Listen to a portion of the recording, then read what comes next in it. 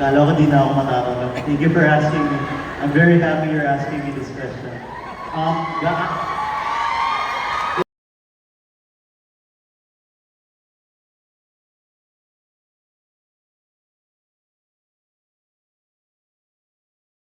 Thank you. Thank you.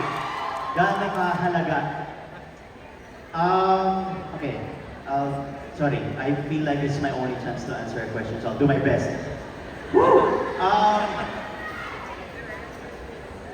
Miguel's, my character, Miguel's existence has panned out from book 1 to book 6. Sa isang kagagawan ni Miguel, sa pamilyang Villaflor, kung ano-ano na nangyari sa kanila.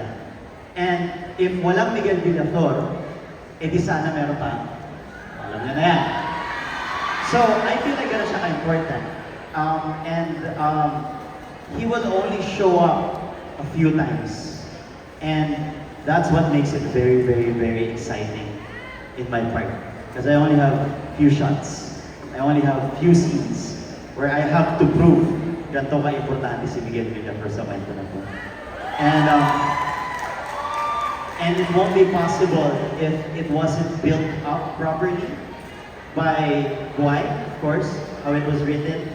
It won't build up properly without Luna's rage, without the innocence that was tainted by other characters. We saw a very lovely character, si Aubrey, and then we saw her break, and then grow up to become something more beautiful than she has ever started. And though, unfortunately, it has to be through me, I feel like without Miguel Villaflor, our readers, the fans, won't ever know what a bad red flag person looks like. So I hope you guys watch Miguel, try to take notes, because this is the exact person you want to stay away from. And if you're starting to become this person, stop it. Maraming salamat. Francis, do you see yourself being like Miguel in real life? Kasi syempre ikaw, di ba when you do something, it's always, you think na nasa tama ka. Meron bang redeeming value si Miguel na the viewers don't know? Right. Okay. Thank you. Again, I'm so happy you're asking me these questions because I'm prepared.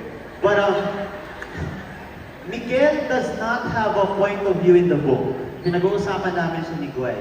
You don't see Miguel's thoughts. All you see are Kiera's thoughts, everyone's thoughts, and Sean. Because, you know, yun naman talaga dapat, but you don't see Miguel. So how will you know what Miguel looks like?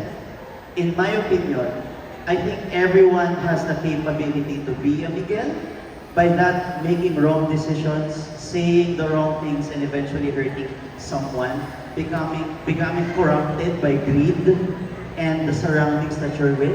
Kasi ano siya eh, nepo baby siya eh. Diba?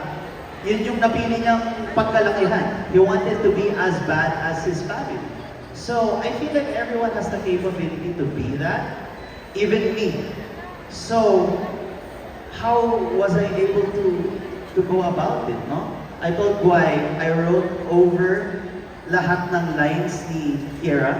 So whenever Kiera said, oh, I'm so traumatized, I couldn't sleep at night, I would write over it just so that we could feel like, oh, this is how a bad person thinks. This is how a corrupted person thinks. You invalidate someone's trauma, you invalidate someone's pain. And through that, nagiging kalus tayo sa masasamang mga bagay. So yes, to answer your question, yes, everybody can be that. That's why characters like me exist. Para pwede natin siyang iwasan. Pero sabihin ko na, Francis is a sweetheart, but Miguel is terrible. So don't hate Francis, hate Miguel. And I'm excited for you guys to see his character. Thank you. Francis did a wonderful job portraying Miguel, and you will hate him so much. But of course, yung role lang guys, again, ang sinabi ni Direk, he is such a lovely, sweet person. So, mahalin natin si Francis, mainis tayo kay Miguel. Ayun.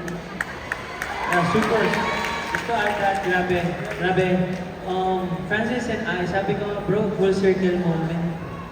magkakilala na kami since like we were kids. We've been here in this industry for so many years and I hope, ilang years na ba? Basta, Basta kung gaano man tayo katagal, mas matagal si Bea Binay. ayun, actually, pinapanood ko pa si Basta Bea. nag-audition pa lang tayo, nanonood na ako ng Lovely Day. Yes. Bata pa ako, pinapanood ko na kayong dalawa Ayan, sa isa. sinasabi ko sa'yo. Pero yun nga, parang sabi ko bro, nandito tayo ngayon, we have this opportunity to showcase once again who we really are, kung ano yung pinaghirapan nating dalawa, and Francis did a great job in this series. And I'm giving it to him, and yeah, sobrang sarap pa rin talagang katrabaho ni Francis. And yeah, he's a sweetheart guy, so eventually kung napulad yung series, yeah, Kate Miguel Anthem. Salamat po. Love you, Bea. Thank you. Alright, maraming